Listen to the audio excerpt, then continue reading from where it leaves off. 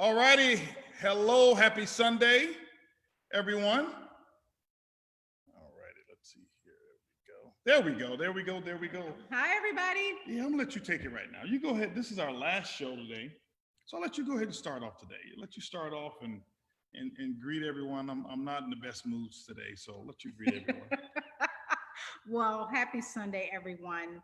I'm actually very excited about today's show.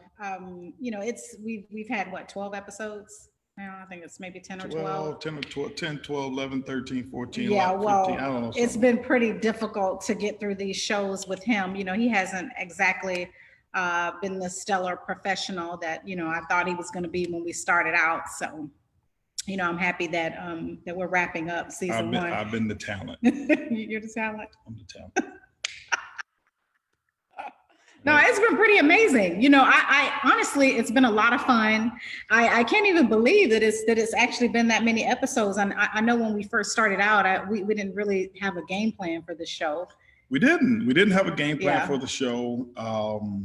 We came on and really didn't have any expectations. We weren't looking for, we want to grow it for the purposes of being able to, bring our gift to as many people as we can. So that's why, number one, we appreciate everybody for tuning in, those who have been tuning in from day one. We love you. And those who tuned in, who found out about it afterwards, and you've tuned in from that point on, we appreciate you as well. We see stars coming in already. Watching. Thank you guys for watching. And it's been great. It's one of those boys to men moments for me today. Boys to men? Yeah. When they sing the song, "It's So Hard to Say Goodbye." Oh. Well, we're saying see you later. Oh, that's what we're saying? Yeah, we're not saying bye forever. So basically what you're saying is I can switch to Arnold Schwarzenegger and say, I'll be back. I'll be back. You'll be back. Well, because normally you're in a really good. I'm normally in a really good mood, and it concerns me because see, the thing about our relationship, I'm usually the hot-headed one. I can go from 0 to 60 in 0.2 seconds, probably 0.02 seconds, and he's usually the level-headed one. The methodical one. The we are the world anyway. So whenever he gets upset, then I start calming down because we both can't be on 10. So why don't you share with people? You need to get something off your chest today, Mr. Buzz. No, I need this not to be water. This need to be something brown. Something brown. Yeah. Well, what's wrong? And not baby? coffee. What's wrong, baby? Anybody? Let me ask you: have y'all ever had anybody stay with you before? I have. Just let me know. It was a nightmare. How many people have had like house guests or a house guest that it turns into the point where you got to guess when they leaving? And I just want the world, I don't know if it's me. Okay, let's see. Are the people saying anything? Oh, they're just Facebook is normally a little late. Slow. Zoom is normally a little faster, but I just want to see. Somebody say HB needs some. Yep, you're right. HB needs some cognac. I think they said coffee. That's cognac. Oh, that's okay. COGNAC. Well, baby, and she forgot the capital. So, tell us what upset you. Somebody said, "Oh Lord, yes." Mm-hmm. All right. If you've had house guests, family, or friends that came to stay with you for 2 days or 3 days or a month, and it didn't go right, just somebody put an amen or amen. I feel you, amen, or something. Just put that in the chat right now. Right now I need some love. I do. I do. I need some hug. I need some love today. I'm serious. I really need some love because well, just tell us what happened. You're speaking in innuendos. I mean, everybody's had a house guest. Most of us have had people. My mom. I'm gonna tell you what. I'm gonna give my mom a lot of credit because it seems like since I came out the womb, my mom was telling me, you always want to be the type of person where people are glad to see you come and hate to see you leave. Right. And you never go to anyone's house empty-handed. You know, those are, I feel like she told me that so much that it's like something that's etched in my brain. And I became a really great gift giver because of that.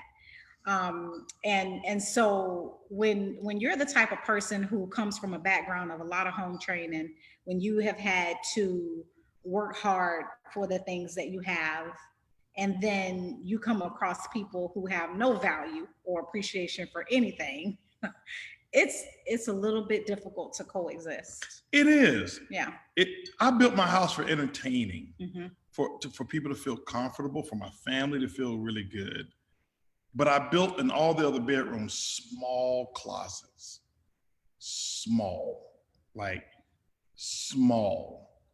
So you don't even think, even my mama, she got a 5-day max, like 5 days. I love her. My dad, 5 days. So they always come for Christmas and maybe another Mother's Day normally, but normally my mom gets here on the 23rd of December and on the 28th. So I know 5 years from now what day we can have Anna book her flight. They come in on the 23rd and they got to go by the 28th. Right. I can't do no more. Mm-hmm. So here's what happened. Let me kind of bring y'all up to speed what happened. Yeah, because you need to get this off your chest. I got to get it off my chest. I'm just highly pissed right now. Okay. I'm just being candid. I hope I can say pissed. I said it. I'm going to say it. I'm pissed. Yeah. So, okay. I mean, I can think of a lot of other words. So anyway, here's what happened. My brother, I should be able to just stop right there. Anyway, we love him, but the child, love him. I still need to get a DNA test. Right, we love him. I love my brother, but if you ever seen the movie Life, there's a character on there called Can't Get Right, and it's like Can't Get Right. That's just what I'm not gonna say which brother I'm talking about, but anyway. You ever seen that movie Switched at Birth? Yeah. I wonder if that's what happened. I don't know. Could be a big conspiracy. Anyway, so my brother has been here overdue for about 3 months overdue. Like well overdue. Like hard-boiled eggs done. That's how done it is. Well, Corona hit. Yeah, Corona hit. But anyway, so here's what happened. My cousin comes into town last night. And I knew something. I just should have known better. Because if he thinks that cousin is cool and they get along, something is wrong. Something ain't right. Something not right, because if you like to hang out with this one, it ain't right. Because when my cousin got here, I spent 5 minutes with my cousin last night in our kitchen in there, and I already knew I didn't want another 5 minutes with my cousin. I was thinking about actually taking him to the cigar lounge, that new cigar bar. I spent 5 minutes with him. I said, I'm gonna go upstairs. I'm gonna go upstairs and go to bed and watch Netflix with my wife, because I just couldn't do it. Okay. Yeah. I couldn't do it. Yeah. So here's what happens today. My cousin go gets a hotel, right? Yes, he had to go get a hotel. Now we have 6 bedrooms here, babe. Why couldn't he stay here? No, that's not happening. No, that's just not going to happen. Okay. That's what they have. That's why I have discounts on travel. Oh. So, You know what I'm saying? It's cheaper to be over there than it is over here. So anyway, so he comes back this morning. I thought that was it. I didn't think I was going to see him ever again. No, not ever. Well, I never planned to see him yesterday. So I never planned to see him again. Okay. So anyway, he drove from Houston from Florida to up here on his way somewhere else, I think. And make a long story short, my brother says, well, can we come back this morning and cook breakfast for you? You know what? That's a good gesture. Yeah, it was really nice, honey. And the food was good. And the food was good. Yeah. And then they became them. You ever seen the movie Dumb and Dumber? Yeah, I saw that movie. Okay, I'm just talking about movies right now. So they go outside in the front of my house, and my cousin's smoking a cigarette. Okay, I'm like, listen, man. I'm going out, and I was like, listen, I don't hang out in the front of my house. This is not a front yard type house. I got patios all over this house. I've got the best view in the neighborhood on the back. I've got a 70-foot long pool. I got a hot tub that you can put 16, 18 people in. Go hang out over there, man. I don't want my neighbors seeing you. I don't want that happening. I don't want that. That's why I've got all of this right here, right? Yeah, the vibe just ain't right. The vibe's not right. Don't hang out on the front. Right. Where I live, where I come from, we hung out on the front porch and we hung out in the front yard, but that's not where I live anymore. Mm-hmm. So don't be out there. Mm-hmm. Be out here. Oh, okay, cuz, no problem, no problem. We're gonna go out on the back and smoke. Okay, I don't smoke cigarettes. So I guess they decided to put the cigarette out. And they put it in a cup. No water in the cup. The cup is empty. They take the cup, throw the cup in the trash can. Don't we have trash ashtrays for your cigars? We do have ashtrays for cigars, but they throw the cup because they putting the cigarette out. They throw the cup in the trash can. The damn trash can done caught on fire. My house almost burned down. Okay, I'm sorry. I don't mean to laugh. No, I'm serious. No, I'm right now, guys. I'm just being serious. I had a black trash can that was like one of those huge trash cans where you go and dump all your trash in. And tomorrow's trash day, so that means it's full. You go outside right now. My trash can has melted into a small puddle of look like black tar. The whole big trash can? Yes. Oh my God. Okay. I didn't realize it was a big issue. Okay. Yeah, it's a big issue. Yeah. My damn trash can gone. And then my brother calls, hey, bro. The trash can is on fire. Like it just spontaneously he didn't say, bro, listen, just want to let you know, man, one of us did such and such, he put it was like, can you tell me how the trash can caught on fire? I was furious. I kicked both of them out. Just leave my house right now. Take him to the hotel. Don't bring him back. Over here, he can't come here. He can't come back here. I just need a break, man. Just gone. So now I'm out there. I got to get a new trash can. I got a little bit of paint damage. Today is not a good day. I'm just saying, don't let people at your house, man. I'm just telling y'all, right? You just got to, it just ain't. Then them two arguing. Why are they arguing? Because my brother, he's in fear that he's going to get kicked out permanently tonight. Okay. Because he know how angry I am. And so he's arguing with him, you did it. No, you did it. No, you did it. So he gonna tell me, man, could you get the cameras, roll the cameras back so we can see who did? Man, I say, man, both get off my premises, man. Both of y'all leave. You gotta go, you gotta leave from here. So take over the show right now, because right now this is a disaster. I'm serious. What's the moral of the story? It ain't no morals. Because neither one of them have morals. So how can you have a moral of a story when the two characters don't have morals? Okay. No, I'm serious. I mean, it's got to be something you've learned from this. Yes. What? I should carry 2 guns. If you're going to invite people over, carry 2 guns. Baby, no, that's not how you invite people over. No. Mm-mm. No, I'm pretty sure it's something else you can give the people about this experience. I don't feel like being Mr. Personal Development right now. I don't feel like no lessons. Okay. I don't feel like, the beauty of the moment when my house almost caught on fire and it didn't happen. But here's what I learned. No, I'm not in that moment right now. But you know what's interesting about this, honey? I've been here many times with many different people in your family. You always defended them. And you was like, no, you just being mean, or I don't understand this. You just don't like my family.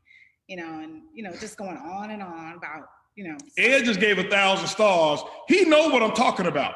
No, I'm just, but you know, I don't know what changed in you, because you know now you're all up irate. You know, this is nothing new, by the way. I mean, the trash can, okay, the fire, that's a new twist to the plot. But you know, No, this just happened. This happened right before I set this laptop up, like right now. It's hot. My pavement out there is still hot right now. I mean, it's not funny, okay? I don't mean to laugh, but I mean, it is a little funny. It is not funny. It's a little funny. I mean, because, I mean, we could have. This is not like a bathroom trash can, people. This is like the big trash can that the trash man rolled their wheel up and brained this is like one of those. Somebody say the moral of the story is they got to go today. Yeah, this is like a 75-gallon, 100-gallon trash can. So the trash can had to be on fire for a while then to have burned. They must have. I don't know. I don't know. Is there any way I can blame you for this? You're gonna blame me anyway. I mean, you know, because some kind of way, I you know, I feel like you're responsible. Well, here's the thing. And my cousin, his sister was here. And when she was leaving, she didn't have 2 words for her brother while she was here. I see why. Well, that was a context clue. They didn't say 2 words. And now here's the thing. She didn't know he was in Houston, and he didn't know she was in Houston. Both of them end up in Houston at my house same day, and didn't even know it.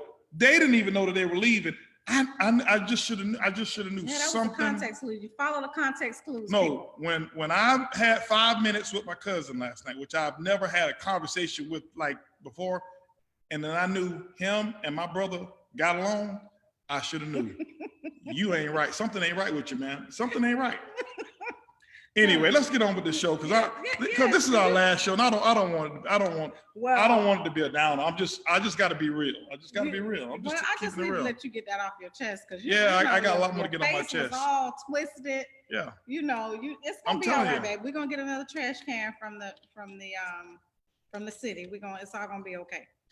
I'm just telling you we're gonna get another trash can, but anyway. So how are you feeling about having hosted this show with me? Have I been a good co-host? I don't know if you want to ask me that right now. Why? You know, I mean, okay, so because you know I started off at a 3, you bumped me up to a 4. So with my apologies. I mean, have I gotten any better grades on my, you know, because I just want to show the people that we're growing too now. All right.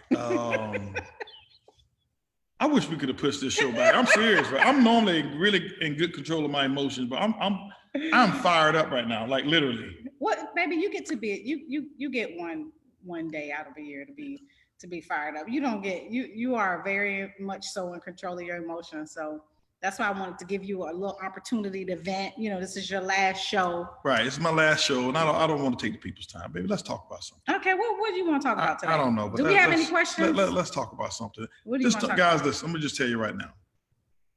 Don't let them at your house. Just if you feel like something wrong with them, it is something ain't right. Just it ain't. Oh boy. It ain't right. And I just knew it in my soul. I just knew it in your soul. My soul told me something. Them two, it's like them two together. Something wrong has to take place.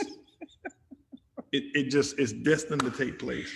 Well, okay, that's the moral of the story. You know, you have to follow your instincts. You got to be able to connect those context clues because you know when his sister came and she didn't have 2 words for him and they in the same city. And then he was trying to sign up in the business. That's what it was. I don't even know if I want him in the business. Something's not going to be right. He's trying to sign up. I knew something was wrong when the boy kept forgetting his password. My brother kept having to send him a boomerang, and he kept. It's not working for me, cuz it's not. And I'm like, what do you mean it's not working? And well, I keep forgetting the pass. Something ain't right with him. I'm just saying something ain't right with the boy. For real. It's not something ain't right. Okay. So go ahead. We got it. So yeah.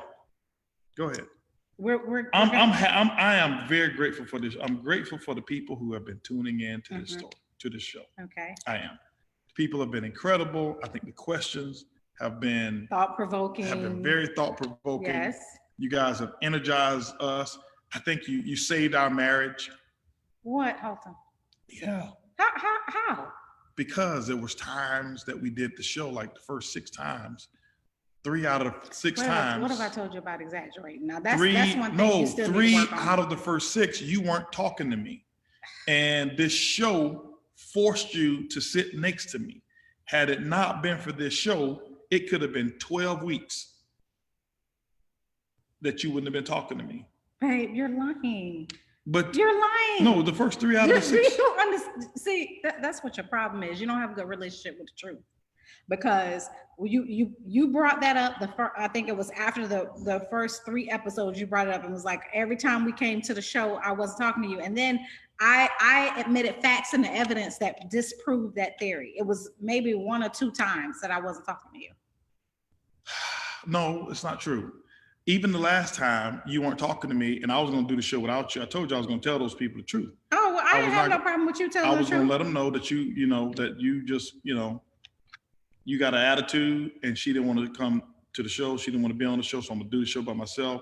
And I was going to tell them the truth. You apologized and I left you on red. You left me on red, which is, I think that was very childish. No, it was not childish. I think it was childish, but we talked about that last week. We talked about that last week. Well, first of all, we talked about that last week. Let's. No, how you gonna bring something up and then when I want to respond to it, you're gonna say we talked about it last week. First of all, let me say this. Okay. So you made me lose my train of thought.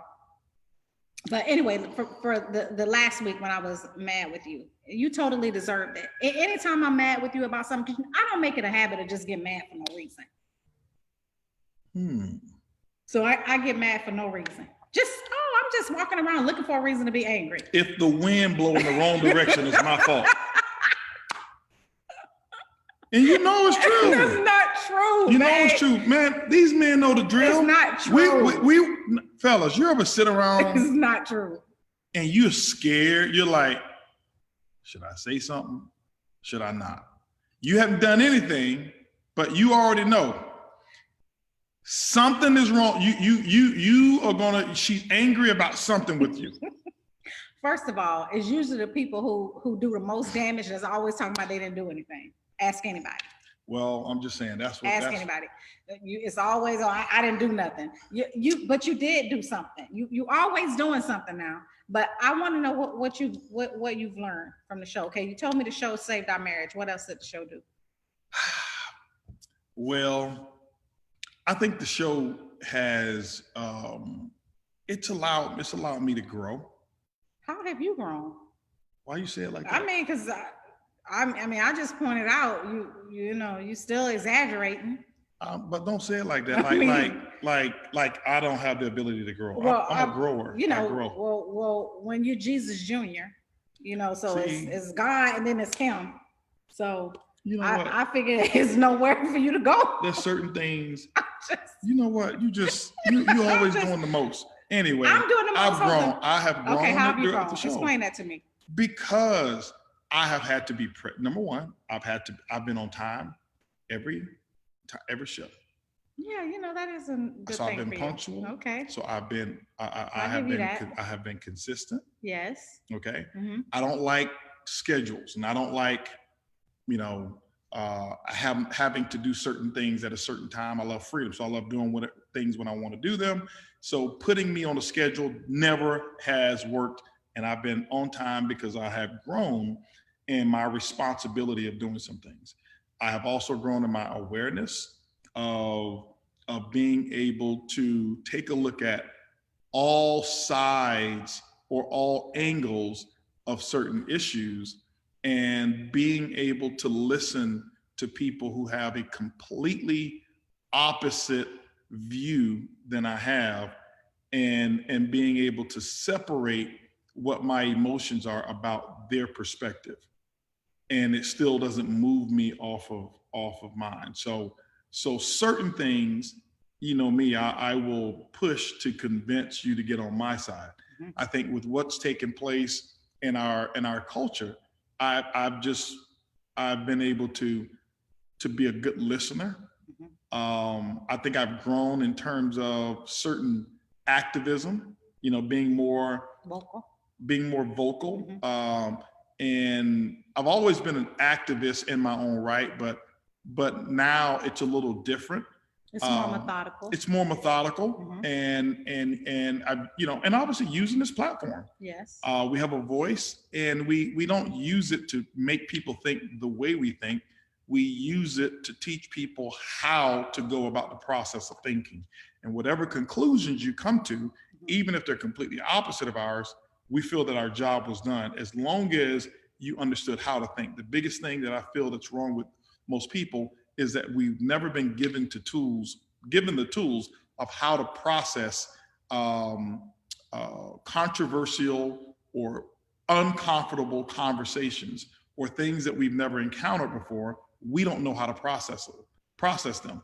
And so what happens is we go into our bank of history of how mama, how daddy, how grandma, how granddaddy did it 50 years ago, 20 years ago, 18 years ago, and we start copying their process and we make it today's process, the way we process. And that's not the case. And that doesn't work, right? And that keeps us stuck in the past. Right. So, what makes us stronger as a people and even as a couple is being able to understand another perspective. And it's not that you change your perspective, because your perspective is made up of your experiences, your ideals, whatever idiosyncrasies you grew up with, and another person's is too. I think it's a beautiful thing when we can respect each other's perspective and have it not affect our own. Yeah, that's true. I've learned one of the things. I've learned something that I really just, as I have sat back, it's made me go and do and really research some of my own history. When I say my own history, or research history on my own, not my personal history, but history on my own. And as I go back, and I've watched a couple of documentaries, and I have become interested in what's going on, because sometimes things happen and it just becomes noise. And in the past, certain things for me have been noise, even though I would do my part. But it's different now. And so I've gone and looked at my history. What I realize is, when people say, well, you've made a lot of progress. There's a lot of progress that's been made. I understand that progress and change are two completely different things. And so, yes, there is a lot of progress. Okay.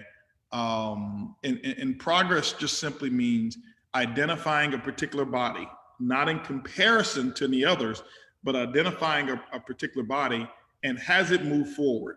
Yeah, so like if you're playing Monopoly and you're at home and you move one place, that's progress. That's progress. That's progress. It's not necessarily change. Right. But by the time you finish the game and you haven't collected any houses, you haven't collected any apartments whatsoever, there's no change. You're just making progress. Progress just means movement.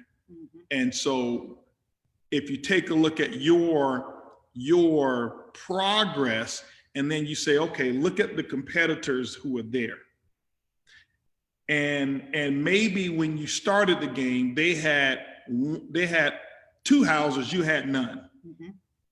And you've completed an entire cycle, or maybe a 50-year process, or whatever it may be. I'm just comparing it. And now you got 2 houses. They started with 2. You now have 2. But when you get 2, they've now got 200 hotels. So that simply means that the gap between inequality has widened even further. And so just because there was progress, there's no change. And sometimes when there's no change, it means that things have actually gone backwards. Because progress can be reversed too. Right. So okay. I begin to understand that. That's good stuff. Yeah, and so it's and I begin to understand different people of how valuable some of this information has been to a lot of people. Sometimes we take it for granted because we live it and we know it and we have it. We don't have to study for this, and we've done it all. We've lived it for so many years that we don't have to say, let's get prepared for the call. I'll be candid, guys. Outside of the time that she brought her Library of Congress, we don't come to this call. When you guys see us say good morning or good afternoon, happy Sunday, it is the first time we've said anything together about this call. And then we come on here and we just know that we'll catch the flow, and we just know that the universe is going to bring something out of us that the people need. But I've seen that people actually need this information, and it's been a benefit to a lot of people, which is good. Well, I mean, the thing of it is, I mean, the trying times forces us to have those difficult conversations. And like you say, the issue is more so that we do not know how to navigate through those topics and through the issues a lot of times. So we shy away and we get small, we shrink, and with the tough conversations, and it just doesn't allow for progress when you're not willing to tackle certain topics. And so I have, what's been enlightening for me is exposing myself to a lot of different perspectives. Mm-hmm. And many of which I don't agree with, but I don't have that negative feeling like we can't have a relationship because we have a different perspective. Mm-hmm. And so that's been enlightening. I mean, because you and I, even though we are husband and wife and we are friends and we grew up together, we don't share the same perspective. And we live in the same house, and we even have different perspectives on a lot of things. Right. And I actually think that that's one of the things that makes our relationship unique and special and powerful, even in a way, because we've learned or adapted on how to respect one another and that difference. Yeah, that's true. So that's really true. I think it's been great. I think it's, what we've done after almost every show, maybe with the exception of one or two, what we do is we go back and watch the show immediately. Mm-hmm. And we read the comments because we want to learn from you. And it's also our scorecard of our impactfulness. How impactful was it, to see comments? This is why for us feedback is really good. And we don't always just want, agreement. If there's differences of opinions or something you want to hear the different side of, or something you want us to hear or see a different side of, you voice that. And we're not afraid. We're not afraid to stare in the eyes of someone who thinks differently. We welcome it because that's the only way we grow. Right. It's really the only way we grow. Mm-hmm. I agree. Yeah. It's made us grow. And so it was uncomfortable for us to do it because we've grown, because we don't bring people, we never open our homes to the world. Right. Think about it. That's true. We've never done that. We may do some Instagram or whatever it is. Few things, but it's limited. Few things, yeah. But to bring people to our house and say, this is who we are. And it's not that we've ever put on airs. I mean, this is just who we are when we're around and stuff like that. That's just how we operate. But we've just never done it. So it's different when you do that. And I'm grateful we have. I'm grateful we've done it. Well, it's a new level of sacrifice, right? Yeah. But I can say this. I'm more proud of you. I got to be honest. Okay. What? Hold on for a second. Just hold on. What? Don't just when somebody giving you flowers, you don't have to ask them what kind they are. Just accept the flowers, okay? What? I mean, what? No. Why are you proud of me? Because this is not what you do. In terms of naturally. What do you mean this? Get on and give yourself to the world. Yeah. You will do it when they're not there, which means I can do an Instagram, throw it up, and then you go on about your business. Mm-hmm. Okay. But to be here every day or every Sunday and give a part of you away, that's not you. That's different. But I've seen you grow. Yeah. I've seen you even grow in the show because she was a little intrepid in the beginning and a little intimidated. I was not intimidated, but just a little shy. Yeah, I mean, I don't mind that word. I don't like being the center of attention. So, I mean, it's the same reason I don't until she get the microphone. He was doing so good, Lord. there's really no hope for you. I don't know if there's a cure. No, you talking about my brother. I mean, but I mean, you're right, because I am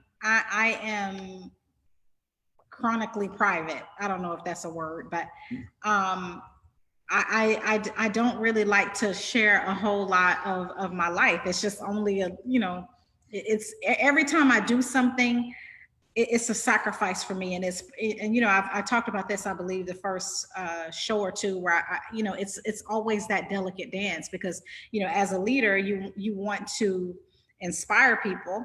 Mm-hmm. and you want to show them the possibilities of life and what they can have when they submit to the system, and when they adopt your philosophies or your way of doing business.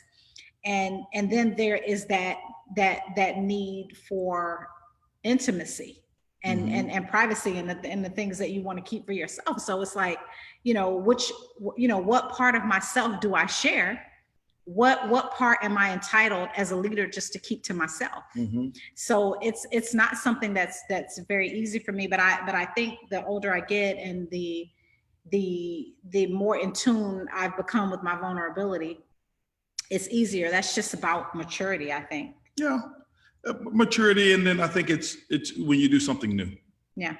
And, for the first time. Mm-hmm. And then you do it again, and you do it again, you grow. And then now it's like riding a bicycle. So you start off with training wheels. Mm-hmm. And then once you get to the point without training wheels, you're good. And you don't have the fear of falling. Yeah. So that's true. What's been the favorite, or what's been the biggest, your favorite thing mm-hmm. on the show? And what's been the thing that you've been most angry about with me on the show? Child, how much time you got? One, the most, not all the angry things. Okay. So the best thing, and I think the most enlightening thing for me was the show about apologizing. And you're always throwing shade at me for my notes and how I got really into it, but I think that I actually grew a lot from that. Mm-hmm. And apologizing was something that I totally sucked at. And doesn't bother me at all to admit that, I was a chronic non-apologizer. And, just to understand the components of a true and heartfelt apology, and to understand the dynamics of a relationship and why it's so important. I think that was probably my favorite thing, because I learned so much about something that I didn't already know about. I wasn't proficient at. So, and even in that regard, there's a lot of vulnerability that has to take place when you've got to show up and say, I suck at this. Mm-hmm. I haven't been the best that I can be. Mm-hmm. I'm not really proud of this, but this is what it is. Right. And so, and then the thing that I think was most challenging is having those times I did have to come to the show when I was totally pissed at you about something and that you completely deserved. Like when I told them what you say when talking to Kim Dean. No, I didn't care about that. I mean, I cared about it because you always talking my business. That's the other thing.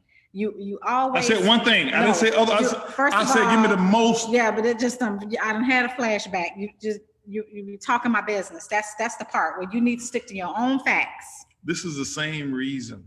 Right. See, this is what I'm talking about right now. When I say I walk in the house and then something gonna be wrong because you have a flashback, something come on television, or you hear a sound, or a bird flies by and it reminds you of a bird in the third grade. Sound, Holton. Or you see a bird, that's the bird in the third grade. When I had this boy stole my pencil, and it made me think about when I met you, and then I have to bear the brunt just because that bird. You exaggerate so much. I'm telling the people. I'm telling them. You are just. It's hard over here in the Bug's house. You are just. It ain't as easy as it look. I'm telling y'all. Y'all don't understand. I've told y'all before. It is sometimes difficult.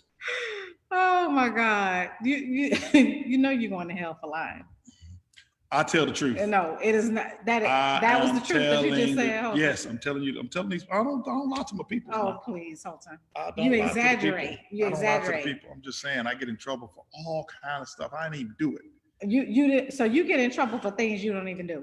Babe, that's your story. I wake up in the morning and I get in trouble because I was breathing last night. That's not true. Oh my God, Holton, you really should be ashamed of yourself. Serious. You should be ashamed of you. I cannot believe you would sit here and say that. Yeah. And so I'm proving to you I'm alive. And I'm angry. You're breathing so loud, I couldn't even sleep last night. I'm like, you should love my breathing. Oh my God. Yeah, of course, because how could anybody not like everything there is to like about you? You should love it. Yeah. You should love my breathing. Yeah, I should love your flaws. Yep. Yeah. That's me. I love those one flaws you got. You got one flaw. And what is that? Not loving everything about you? You got one flaw. Yep. Okay, well, you answer. And that is that you hide your flaws. I do not hide my flaws. All right. Questions here. My you know what I want to know from the audience? I want to know. Here's the thing. Okay. I want to know. We're going to come back. We're going to bring the show back. All right. Okay. So we're going to bring the show back and we're going to do another season. So this is not, the end all be all. This is not it. And we want to know from you guys, what would you want to see on the next series? Would you want to see some preparation? Would you want to see, now that just because we're prepared doesn't mean we won't be authentic. Everything we're going to do is always going to be authentic. And real. It's always, we can't do unreal. Mm-hmm. All right. We don't do scripted. But what would you want to see the next time? Let us know what you want to see the next time, whether it's a series of things, if it's certain topics, if it's some things that we didn't cover, if you want to go a little deeper on some stuff, if you want to go a little lighter, if you want to go on some areas that we did not cover, let us know, because it's your show. We're here for you guys. Our advertisers are backing us. ibuumerang is our advertiser. Vibe Rides is one of our advertisers, right? So it don't matter. So they're gonna support us, all right? They're gonna support regardless, right? They're gonna support us. And just like some people say, if you like the show just the way it is, that's fine too. And would you like to see somebody on the show with us? Would you like for us to kind of bring somebody else in, a guest on the call? Just whatever. We just want to see. Don't mean we're gonna do it. I just want to see, and if we have a lot of people who say this is what we're looking for, mm-hmm. then we'll do it. But just because one person says, I want to see HB stand on his head, do a backflip on the show 3 times. Well, I'm not going to do that. I could do it though, but I'm not going to do that. Right? What have you learned anything from the show? Yes, babe, I talked about all the things that I learned from the show. It was my favorite session was Money Matters. Okay. I could see that being your favorite. Money Matters was my favorite because I think we got... Because your picture was on the handout? Because the boy's got his own money. When I say the boy's got his own money, I mean he's got his own money. Okay. Couple questions. How can we evaluate progress versus change in business or in our personal development or team development? Well, so here's one thing. How can you measure progress versus change? Well, in your business, change may not be necessary. Change may be the thing that you as a person may need to do. And you don't change as a person for the business. You change as a person for yourself. And the person who's now participating in the business becomes a better person. And when a better person who's participating in the business, that person now gets better results. I want you to imagine if you were doing an interview and you had 5 different interviewees, who are you going to choose? Are you going to choose the better person? Are you going to choose the person who has more skills and checks off more boxes than anybody else that you believe is going to be good for the position of the company? Yeah. So what you do, change for yourself, is I'm looking to become that person that I would actually hire. I want to be able to check off the boxes of all of these areas. So I'm going to change, become a better person, so that when I put my skills in my business, I'm going to get a bigger and a better result. Okay. Now, progress in your business is measured based off of your goals. What are your goals? What do you want to accomplish? And where are you now in your business? And so if you look at where I am now we talked about goal setting, 3 steps to it, three phases of it. Here's where I am, here's where I want to go, and then here is how I'm going to get there. So once you've implemented the plan of here is how I'm going to get there, you go back and you become accountable, and you look back and you say, week number 1, after I started, what progress has been made? If your volume is still the same, there may not necessarily be much progress that's taking place. So based off of what your goals are. So if your goal is to increase your volume and you're sitting at 10,000 or 5,000 or 2,000 or 0, and next week you got 0, not much progress has been made. Change could have taken place. You could have read a little, another book or listened to a tape or whatever. You could have done that. So your business may not necessarily need to change. My reference point was really to what I call society. And when we did the session on systematic oppression and racism and things of that nature, people say, well, look how far Black people have come. There's a lot of progress. Yes, there is progress, but not significant change. Not systemic change. Right. So when you have to explain to Congress people and you have to fight to have a law to make everybody equal, that's not change. Right. Just because you have an African-American president, that's progress. Mm-hmm. But the same laws have existed for the last 50 years. That's not any change. So that's what I was talking about. And one other thing I'll add to that, ahead, baby. There is a bit of a dichotomy between progress and change. So you have to be connected with a mentor. You know, because sometimes there is change and the change doesn't meet the progress right away. Sometimes you're like a caterpillar and you're in the cocoon becoming a butterfly. So you don't want to get too down on yourself. That's why you have to have someone that helps you, that helps gauge you. Because I know a lot of times you say that that income and volume are the worst indicators of a healthy business. Right.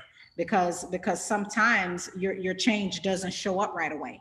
And so it's important not to get too discouraged by that either. It's true. And yeah. And mentorship helps you. Mm-hmm. The other thing I'll say, writing down your goals. I still have notebooks and journals with our goals in it written down, and every single thing we checked off. Mm-hmm. And so that is a great measurement in terms of if you are making progress with the things that you say you want, because you look back, you know, I look back 10, 15 years ago. I remember when we just had a goal to have $10,000 saved. We the birth of our son. We wanted to be debt free. Wanted to buy a house. And forgets one other thing. Make $100,000 a year. $100,000 a year. Yeah. And so I still have those goal sheets right now today of goals that we set, and every year we do similar. So it's easy to go back and track the progress that we have actually made. So yeah. if that helps out. I think the other part of the change that you can actually look at in terms of measuring that is start to look at your circle. Don't look at your business for change. Look at your circle. Look at what you're attracted to. That's good. And so what I started to notice is the people that were in our circle when we had goals of wanting to make $100,000 a year, which means that we were not making $100,000 a year. We changed circles, and we were associating with people who had the thinking that brought about 6 figures per year in income. And it wasn't just about going and looking to see who was making $100,000 and say, I want to be your friend. It was why am I so attracted to the people that I'm around right now? So for example, I'm not trying to be real tough, but I'm just keeping it real. I couldn't hang around those two individuals I told you who was at my house earlier today. I don't hang with them. We can't hang. I love them, okay? But that's not my circle. I actually told them last night, I said, take everybody in your phone right now, and I say, I want you to take anybody you called more than 5 times last month. Take everybody in your phone. Whoever you've made 5 phone calls to last month, or they made 5 phone calls to you on a personal basis, take them, find out what their income is, add that income up, divide by the number of people, that's how much money you make. It's going to be a plus or minus, 5%. So why? Because those two were comfortable being together. I'm not comfortable being in that. We don't have a lot of same things to talk about futuristically. So this is when I learned some people I can give 5 minutes to who can't get an hour of my time. Right. That's why I gave them 5 minutes. Some people who can get an hour that they can't get a day. Right. Some people can get breakfast, they can't get lunch. Some people can get lunch, but I won't spend dinner with them. Some people can get a day, but I won't go on a trip with them. Right. And so it doesn't mean that I was born better than them. It just means that my choices and I value my time much better. So for example, you can't go to the Ritz-Carlton and they won't let you stay in there for $100 a night. Why? You hadn't paid the price. So if you want to stay in the Ritz-Carlton, you got to step it up and you got to pay a little bit more. And so I value my time, my mental energy and mental space, just no different than the Ritz-Carlton value the quality or the value of that room that they're going to rent. I feel like if I'm having a conversation with you and you're one who probably has more to learn from me, I'm now either leasing or renting my knowledge and my space to you. But if you don't have the capacity to actually do and be productive with what I lease to you, that's a waste of my time. And that's why I have the 5-minute rule. And so should you. And I love what you said about that, because sometimes that's the price or the sacrifice, if you will, of success. We have to let some people go. And it's a very painful situation when you have to realize that, you were okay, to hang around when I was making $250,000 a year. But if I want to get to $1 million or beyond, I'm going to have to change my circle. I need to be around some people who have my same mindset, because when you associate, I think we had this conversation in the shower the other day. When you associate with people who don't have anything to lose, everything that you work for is at stake. And you have to be very, very careful when you spend your time with people who don't want anything out of life. Can I give an example? Yeah. Okay, I'll give you an example. Yeah. I'm gonna put a cigarette in a cup. I don't have nothing to lose. I'm gonna throw it in the trash can. Why? Because I don't value this. Right. So to them it would have been a oops. For us, it's life. Yeah. Or some lawsuit because maybe the neighbor's house caught on fire or somebody got hurt or what. I mean, it just and I hope that you guys don't take this the wrong way, because we don't mean this disrespectfully. This is Speak just, for yourself. Yeah, well, I don't about mean it those disrespectfully. Two. It's just a realization that you have to get to in your life. Yeah. It's just about being mature and understanding that if I'm going to a certain place that other people don't want to go, they may not necessarily be prepared to make the same kind of sacrifices. So the things that they completely take for granted can be a real serious issue for you in your life when you've got millions of people to cater to. You've got a huge responsibility. I've been in that situation before where, I've been where you are. You haven't been where I am. So you can't judge this seat, right? Because you have never had to sit in it. And it's fine, up to a point that it's costing me something. So I think we all have to, and not have any regrets or any guilt about that. See, it's easy to make a choice. The hard thing is not feeling guilty about the choice you got to make. Right. And and I will say it is difficult. It is difficult, but when you really are committed to your dreams and your goals, and you're committed to the things that will help humanity and help other people, that's part of the sacrifice of being a leader. Everybody can't come with you, and everybody can't listen. You can be in a room, but you can't be at my table. Right. So I'm not trying to kick you out the room, but when it comes to my round table and when it comes to my inner circle, I'm very selective at this point in my life who I let in. Yeah, I appreciate that. This is some good stuff. Bro, you letting the best stuff out in the last show. You like giving it to them today. Am I? You giving it to them. That's what I'm talking about. Look at you being all supportive. That's right. All right, so here's a new one here. Shantae Abernathy. How did you get to the point where you valued each other's differences of opinions and not angry because they are different? That's just about growth. Yeah. Oh man, I was gonna say the same thing, girl. Yeah, that's about growth, and also it's about your I think I've said this before on the show. The best gift you can give to any situation is your gift of authenticity. When you can be vulnerable in a situation and understand that it doesn't take away or damage your sense of worth, and just because other people don't value you, it doesn't diminish your worth. See, because a lot of times we base our self-worth is based on what other people say about us. When you get to a really good, comfortable, and healthy place, and you understand what you want and who you are, how you feel about you is not based on other people's opinion of you. So you can have all kind of judgments, and it don't even break the exterior, because you don't define me. Right. So I feel like that is an issue. That's an internal issue. It's about your own personal sense of self-image and self-worth, and it's about your ability to be authentic and vulnerable in a situation. Yeah, I think for me the better I've got at just being myself and being authentic. I mean, it's life gets easier. For me, it was getting to the point of not judging her.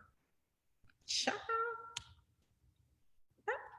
I'm proud of you for that. You proud of me too? Yeah, because you're a little judgy now. Yeah, I was judgmental. Yeah, because you grow up and you have your certain thought processes, and I'm one who I have to influence my environment, and that's just who I am.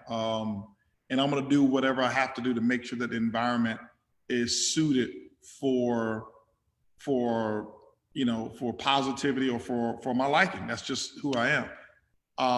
And oftentimes she would have a disposition that didn't fit that of what I thought was the proper environment, or didn't go along with mine, because I was easygoing. I was more making sure everybody's okay, and she was, listen, I don't care. It's gonna be a few dead bodies in here when I walk through the place, blah blah blah. And I was like, and so I was more judgmental of her perspective. And then when I stopped judging and allowed her to be who she is, it had nothing to do with me. That's just her perspective. But again, it was growth. But I think she said it a whole lot better. Well, and it's personality too. I think the cure for judgment is compassion. It's very difficult to be compassionate and empathetic and judgmental at the same time. And we typically judge things we don't understand. Yep. We do. We judge a lot of things we don't understand. Okay. Brittany Gordon says, what do you do in regards to your significant other expecting you to be and think like them? I think we just really answered that one. And it was, so if that's going on in the relationship right now, it's because you're in the stages of where I used to be primarily. And that is judging her and wanting to control the environment so much that I had to control what she was going to contribute to the environment. And so if it wasn't going to be befitting for me, then it wasn't right, or whatever it is. And you can't, if it's you or him or whichever one who does that, it's not worth it. And the other thing is this here. If both of y'all think alike, then y'all don't need each other. You can be alone. So I need her when I'm thinking in one way and she thinks completely differently. That's the thought that I need. I don't need the same thought that I'm going to come up with. I don't need the action that I'm already going to put in place. If I'm going to be moving forward, who's watching my back? If she's going to be moving to the side, I need to be making sure I'm influencing move to the side, but I got the other side as well, because I think differently. And so I don't need the same person. We have this, we decided on having the same values. Core values. Yeah. Right. and principles, but our thought process doesn't mean that's our values. Just she's a different person. Mm-hmm. And I have different experiences, right? And so I think whenever I think about a relationship and people are feeling that way, there in some kind of way there's some insecurity going on, because our insecurities are there to keep us safe. And to me, whenever you've got to force your way of thinking on someone, that's an insecurity and some measure of control, like Holton said. So I think the best thing to in a situation like that, you've got to be able to articulate those things, because sometimes we feel things and we have these emotions, but we don't have the words to deliver them in a proper way so that a person understands the effects of the things that they're doing. And that was me for a lot of reasons. For a lot of years, I don't think I could convey my message, so I would get frustrated because he wasn't hearing it, when I didn't have enough growth and maturity to explain it in the way that it needed to be explained without putting you on defense. And so that's about, and then you've got to figure out if you're having an issue because of something a person did or because of who they are. And let me explain that. Nobody's beneath a lie. We probably all, told a little lie here or there. There's a difference between telling a lie and being a liar. So there is a space to communicate with a person that did a bad thing, but they are really a good person, and a person that's a bad person and they did a bad thing. You understand? Does that make sense to you? Right. And so some of the work is figuring out, okay, am I dealing with a pretty good person who made a mistake, or am I dealing with somebody that this is just who they are, and as long as I deal with them, I'm going to be dealing with this. So kind of like when you used to always buy those shoes that I didn't know about, and you lied about them, like, no, I've been had these shoes, and you define been had. No, you lied about those shoes. Define been had. And I would see all of this stuff that you would have, and I'm wondering, where did it come from? So basically, you were telling a lie. You just weren't a liar. You were a good person who lies about shopping. No, first of all, right? No, I'm just saying. No. Is that an accurate depiction? No, that is not an accurate depiction, because first of all, define been had. Been had is any time between the moment I bought something to 25 years. I didn't lie. I said I've been had it. How is that a lie? Been had. I had it before you asked me about it. You know what? What did I say that was wrong? So that's not. Look it up. Google it. Been had. Google been had. I bet you that's what you'll see. You know what? What? You going to hell for lying. You might as well have told me, ask anybody. You might as well have said, ask anybody. Anyway. Oh, next question. Yeah. Melissa Mont says, what was the moment in your life as a person that you decided to do what you knew was right versus what you were taught? I think that is a very good question. Oh, that's an excellent. Oh, so many things. Take it, baby. No, you go ahead. Well, when I decided to do what was right versus what I was taught, I don't want to say that it was necessarily right or wrong, because I think there's some things that are good and bad, evil things and things that are not evil. Right and wrong, obviously, unless it's from a law standpoint, my thought process is that it's not right or wrong. It's the thinking behind what it is that you do that makes it right or wrong. And it's the agreement behind it. Because if I think a certain way about something, okay, this may be out there. But there's people, there's people in life based on their background. They believe in having multiple wives because of their religion. Well, I think that's wrong. So I can't say they're doing wrong.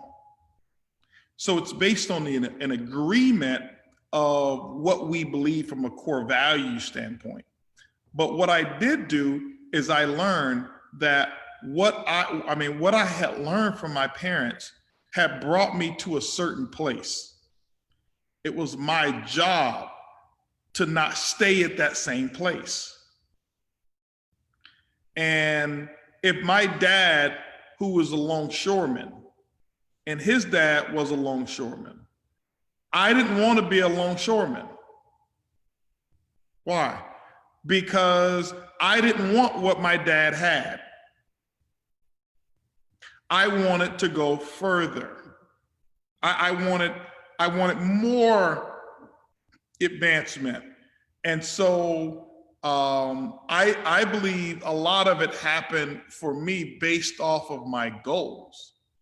And then when I got to college and I read my first book, I then realized that I'm in control of my destiny. At first, I thought it was, I'm born this way, this is who I am, I'll get a lucky break, I gotta work real hard, and a lucky break may come, but I wasn't really in control of my destiny. Here's my thought process. And then when I get involved and I start reading books, I start to realize I can make the difference myself. And I think it was my first personal development book that I read.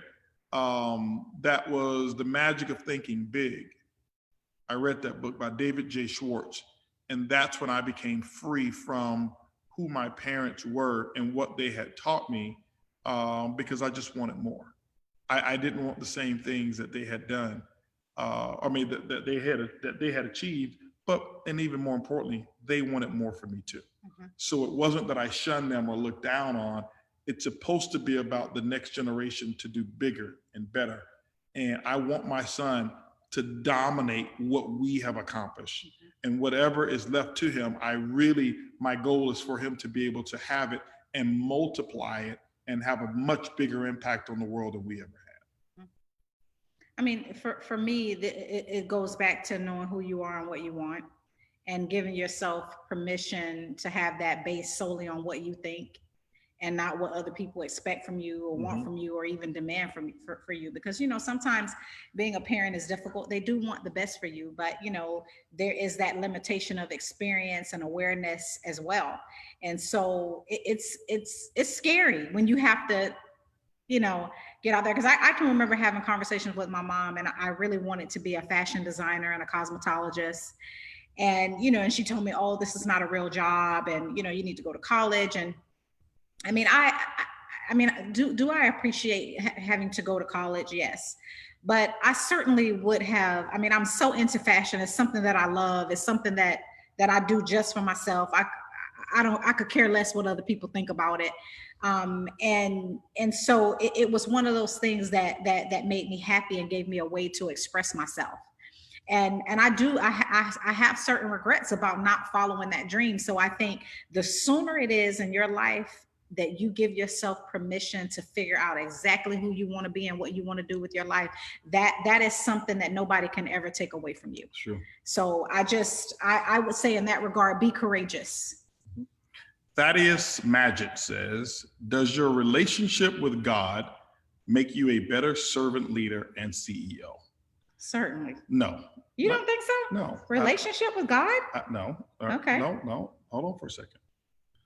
He's asking me a question. He says, does my relationship, read the question. Does my relationship with God make me a better servant leader and CEO? And my answer is no, absolutely not. Okay, why so? Okay. Because I'm comfortable with my relationship with God, but I believe that there are other people who have a much stronger relationship than I do. And it doesn't work as necessary in their favor. My belief in his principles and my obedience is and to the principles of God is what allows me to be a better CEO. You don't think that's the same thing as a relationship? No, I don't think it has anything to do with the relationship. The relationship, in my opinion, has to do with worship. It has to do with my communication that I have often with God. It has to do, it has a lot to do with presence, being in the presence that's there. You know, and what that is like. Does that make me a better CEO? No. So let me give you an example. Okay. I am a CEO, and I've got great relationships with people in my business. Mm-hmm. And some of them have not succeeded. Some of them have. Mm-hmm. So if their relationship would have made them a better distributor, I believe most of them or all of them who have a relationship would have now advanced in business. Whereas some people have taken the relationship and the information that I give and they act on it. And so it is the discipline that they have gotten from the relationship that has made them a better person. Some people don't even have the relationship with me and can't even talk to me. I've got people that I talk to 2 times a year. Mm-hmm. They have nothing to do with this business, but I mentor them. I give them 2 calls a year, and I've seen them go from, you know, Reese went from $120,000 a year in income to now making $100,000 every 3 weeks. And he calls me when we have that checkup. And so we don't work out, we don't hang out together, but I gave him a set of principles one time, and he takes that and he acts on it. So sometimes the relationship people take for granted. Well, true, but I mean, a relationship is also when you have say for instance, you have a mentor in your life, and you know they give you a set of principles and stuff to follow, and you follow it. The obedience to the principles also makes up the quality of the relationship. No, that's not necessary. Well, no, it does. Mm-hmm. But the question was, does my relationship? Mm-hmm. No. Okay. No, I've got a relationship with TD Jakes, my mentor. We talk not very often. Mm-hmm. He's got a stronger, closer relationship with many other people. Mm-hmm. But I take his word 10 times more serious than the people who are in his face every single day. So it's not just the relationship, it's what you do with the relationship. It is my value for who he is, and the respect for the information, regardless of whether I had a relationship or not. Mm-hmm. The relationship that I have with God has everything to do with my belief and my salvation. It has nothing to do, in my opinion, with me being a better servant leader or a better CEO. Does that make sense? Yeah, that makes sense. So it's not me, it's not discrediting God at all. And I want to be specific with this, because people think in generalities too much. And most of the time teachers teach in generalities. And it's the specifics that make the big difference.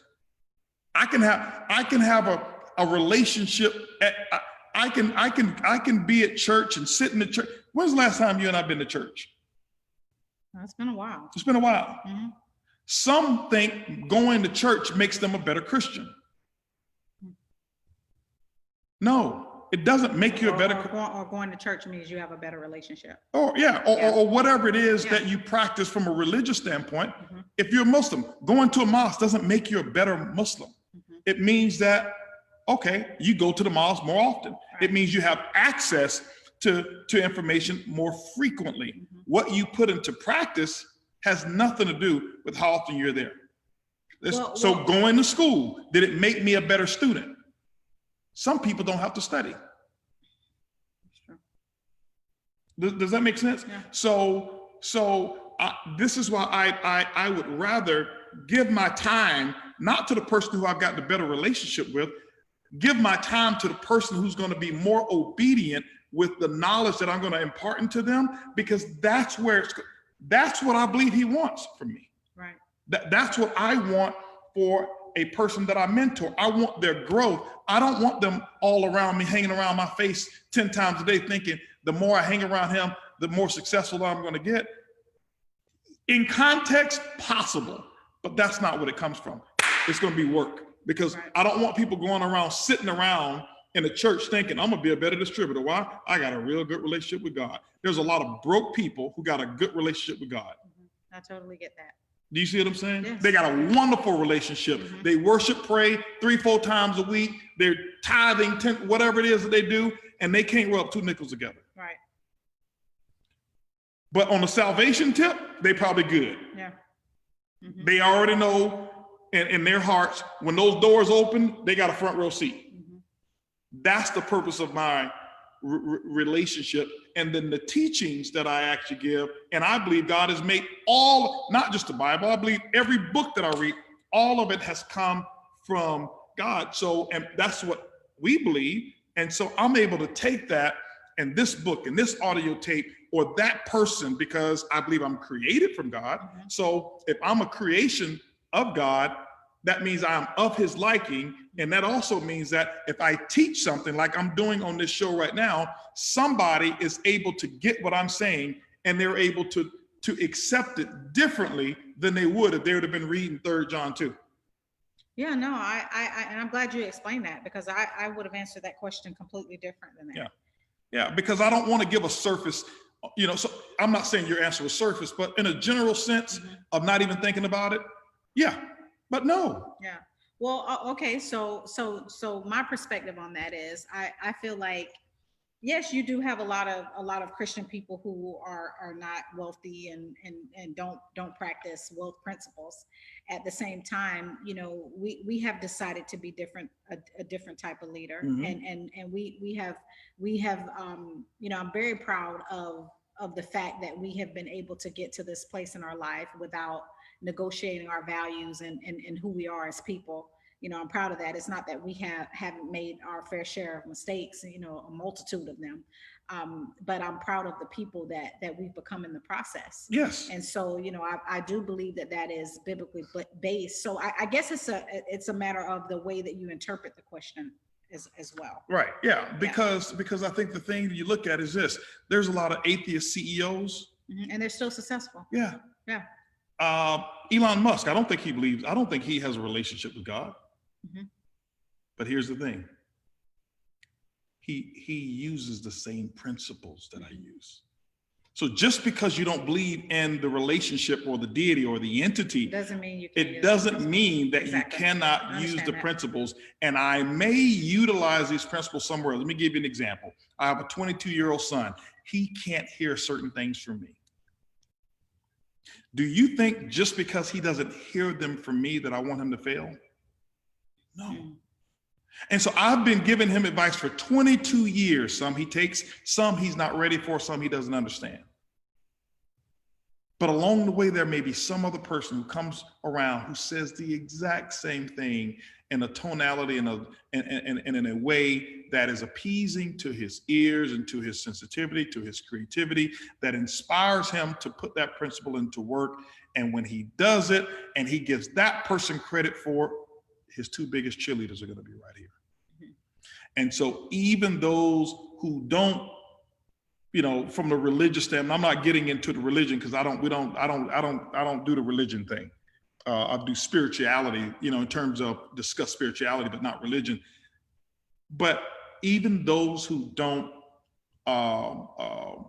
practice a certain regiment of religion can still operate on the principles that I believe God has laid down of the laws that govern how success is built. And as long as you use the principles, doesn't matter. I could have gone to school, failed physics. If I believe in gravity and you could have not gone to school, we both going to have the same respect for gravity, which means we are not going to jump off a 50-story building and thinking we're going to float up. Right. And guess what? We get the same result. And so that's kind of why, and I want you to understand that, because don't think just because I go to school, I'm gonna be a good student. No, practicing and putting into practice what your teacher has taught is gonna make you a better student. Being a great networker, man, if I go to every convention, nope.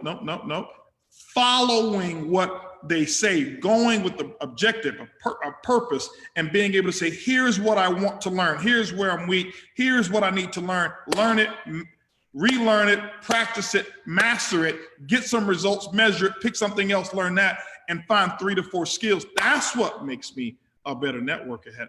it wasn't directly because of the relationship. I understand. You know what I'm saying? And I'm not obviously for you, but I'm giving this for the people here. Let's be wrapping up here. Let me give another question here.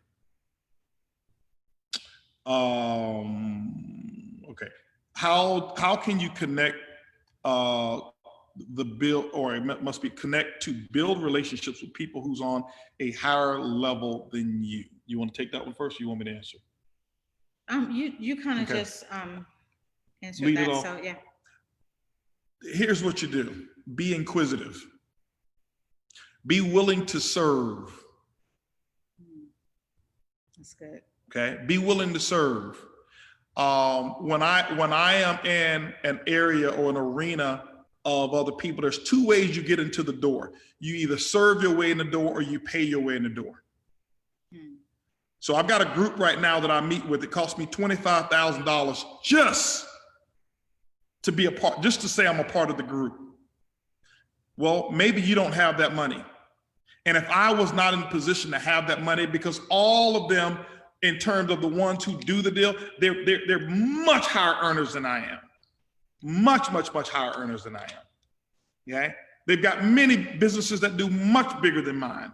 But if I didn't have the money, and it wasn't the money, it was they saw me at an event that I went to that cost $10,000 and said, with what you've done in your company, your first year, I haven't seen anybody in my circle who's done that. Your talents would be a great asset to my group if you would love to be a part of it. And I think I can get you in because I started the group, is what the guy told me. And I said, tell me what it's about, blah, blah, blah. Yes, I'm in. The value of 25 grand was nothing to me. If I didn't have the money, you know what I would be doing? I would be serving my way there. Hey, Neil, let me ask you a question.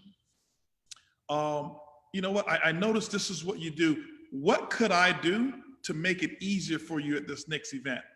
I don't need to be paid. I don't even need to be, could I get your hotel? Can I give you a ride to the hotel? I noticed that you was always getting up, getting your coffee. I'd love to make that not a distraction for you.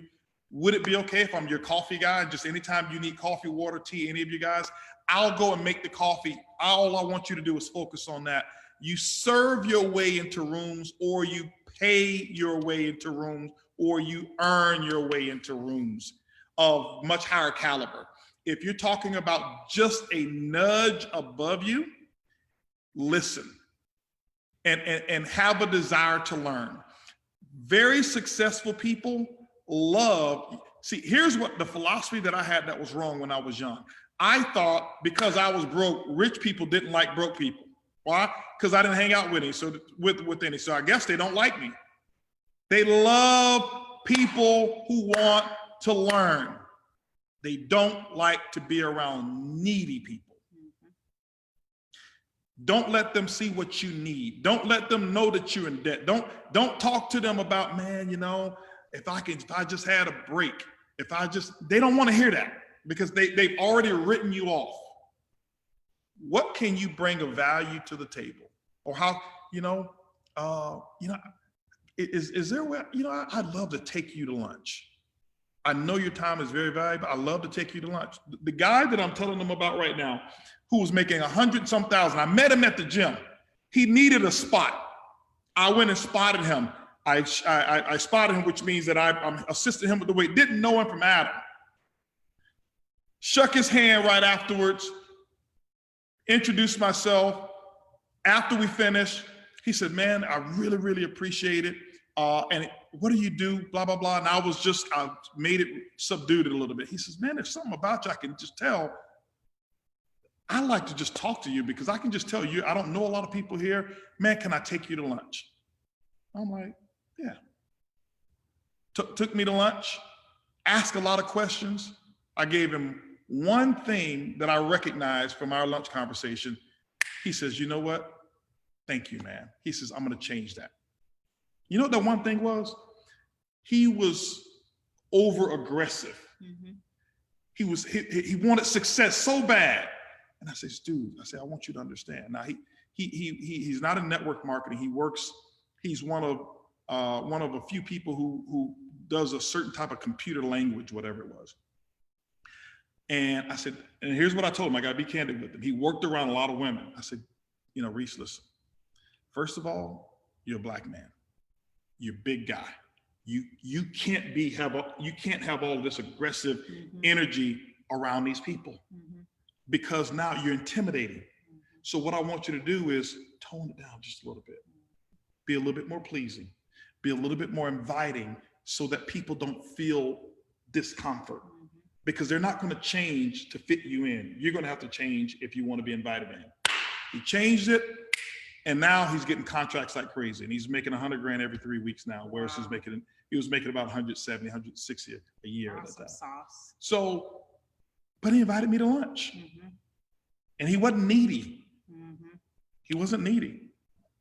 Yeah, he was open to learning and growing, and I think that's the main thing. You know, successful people, they want people who are motivated, who want something out of life, who are not lazy and sitting around watching TV all the time. So, you know, you have to make yourself more attractive to people who have something, and they're usually attracted to people who are doing something with their life. Also, take up interest in what they do. Don't say, "Oh, I don't like golf." Duh, of course you don't, because you don't have a reason to play. Well, if the people that are in my circle, the circle that I want to be in, plays golf, I'm going to learn it. You can't say, let me stay where I am, but I want to go there. Right.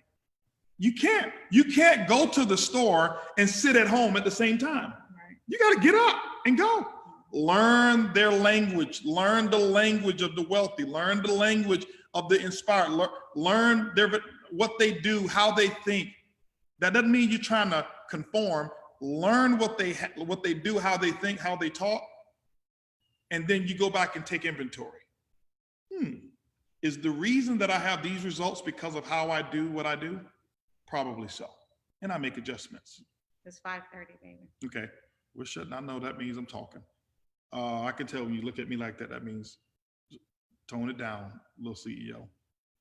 How can you connect, or don't we already talked about that one? Diane Charlton, what did you both do to set your minds, to get your minds here? I'll let you answer that one. To get our minds here? Yeah, the state of mind, the way we think. Well, that's just about personal growth and association. So I think for us, we started associating better, which means our circle of friends, we covered that earlier. And, you know, training your mind, you're going to find yourself in books, or at least I did.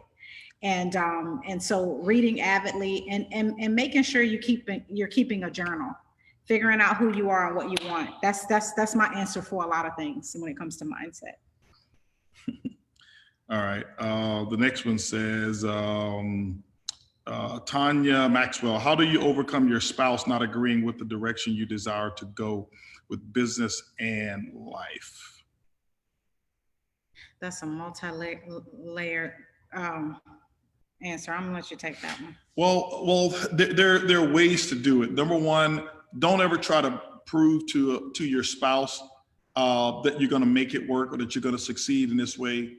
What will be really good is you've got to learn the art of negotiation.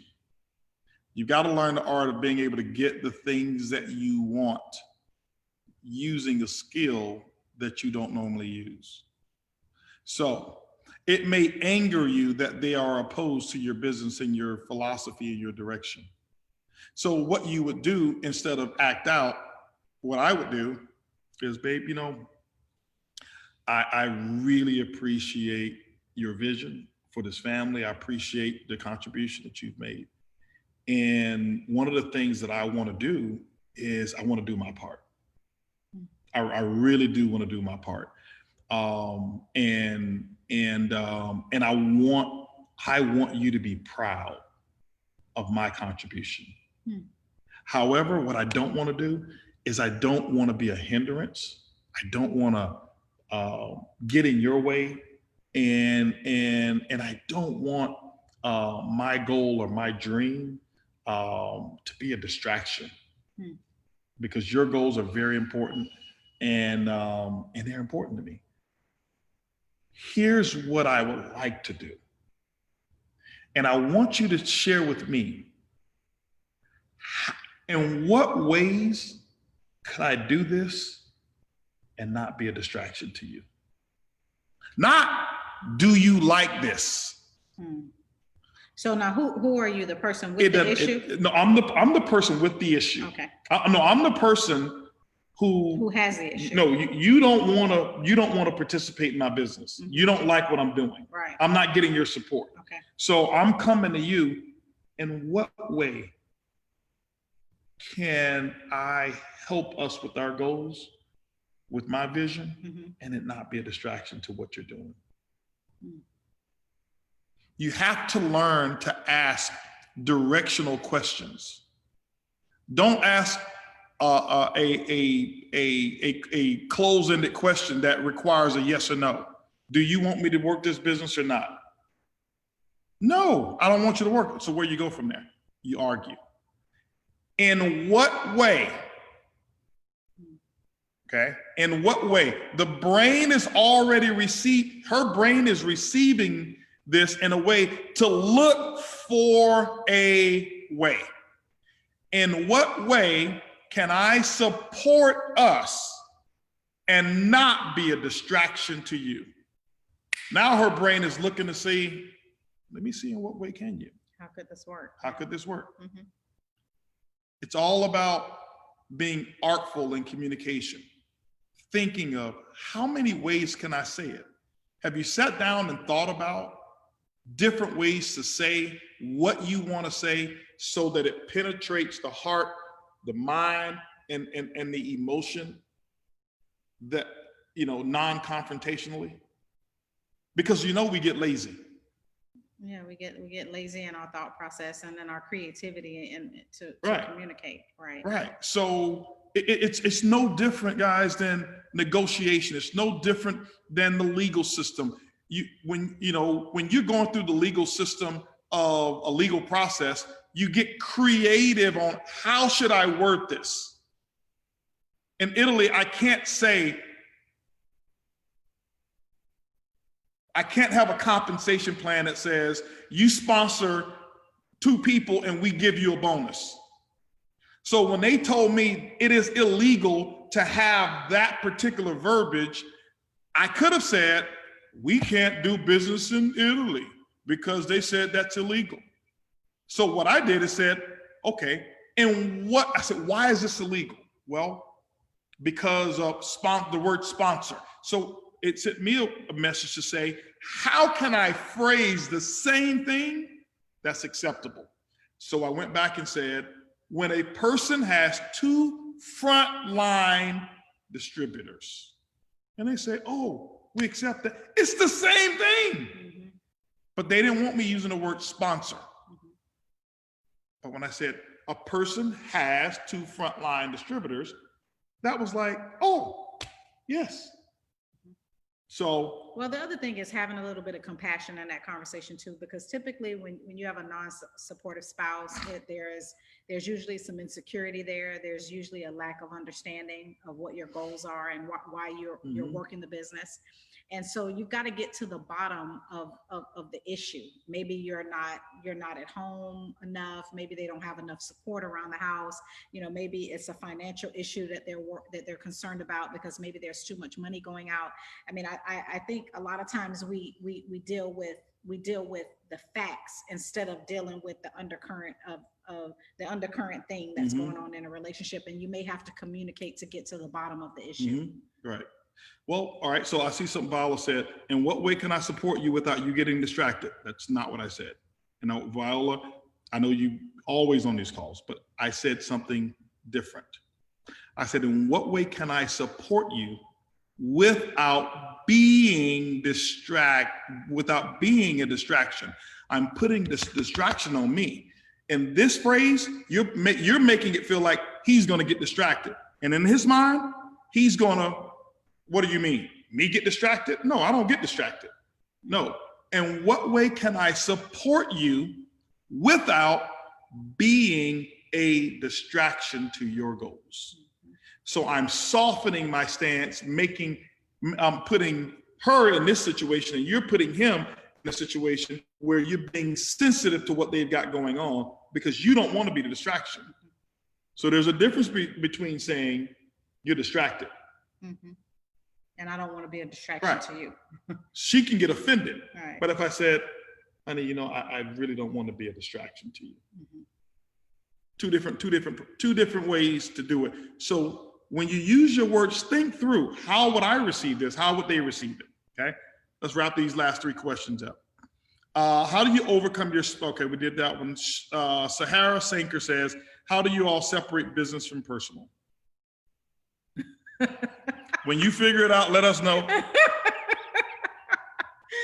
Oh my God. Oh man, that's a tough one.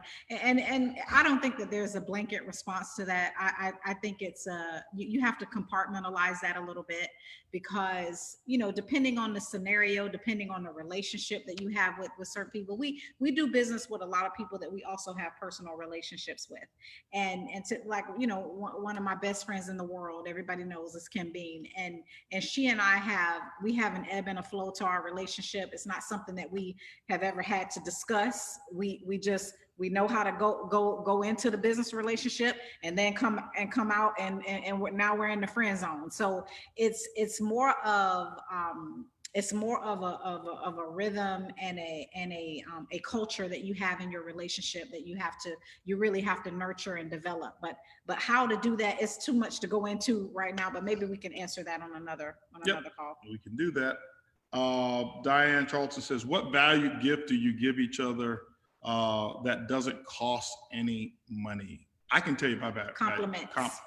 Babe, you gotta let me show you what I've grown. Compliments. Okay, I give her compliments. It doesn't cost anything. Let me share what else I do. I send her flowers all the time. So when I'm traveling around and I walk into a nice hotel, guys, this works. I'm telling you, you better listen. I walk in and I go to a lobby and they've got this beautiful vase of flowers. And it's like, you can tell they spent like $5,000 on this thing. I take a picture of it and then I send it to her with the saying there. And it's, baby, these are flowers that I'm sending you. And the beauty of it is they never die, because all the real flowers I buy her, they die because she never puts water on them. So I send her flowers and it doesn't cost me any money. And then I give her compliments. Don't cost any money. I told you how beautiful you were today, didn't I? No. I did. Oh, did you? Oh, before the call? I did. Oh, yes, you did. Yes, Okay. and you put a smile on your face. Yeah, of course. I tell you, when you woke up this morning, you was laying down, right? Mm-hmm. I told you how beautiful you were. Did you? Yes, and last night, every day. Okay. Okay, I forgot, babe. Oh, you forgot? You do a great job at the compliments. You have learned to be good at that. Tamara Enley says, if you want something so much and you may upset your other half at times, how do you get your partner to understand it's coming from a place of love, a love for them, love for our family, love for a better life, but they don't get it? It's like when my wife, she loves shoes so much, and I don't understand that it's for us and that it's coming from a good place. I haven't gotten it yet. So. Well, my shoes aren't for you, honey. Right. Okay. But anyway, that's a deep question there. Here's the thing. You can want something so much, but the way you go about giving it is going to be determined how it's received. And I want you to think about this. And I want you to imagine that you haven't eaten for a while and your stomach is starting to make noises because you're so hungry. And I'm thinking, man, I would really love for her to eat. I don't want her stomach doing all of this. And so I go in and I get a real nice gourmet steak. If you eat beef, you're not a vegan. That's maybe, this offends vegans.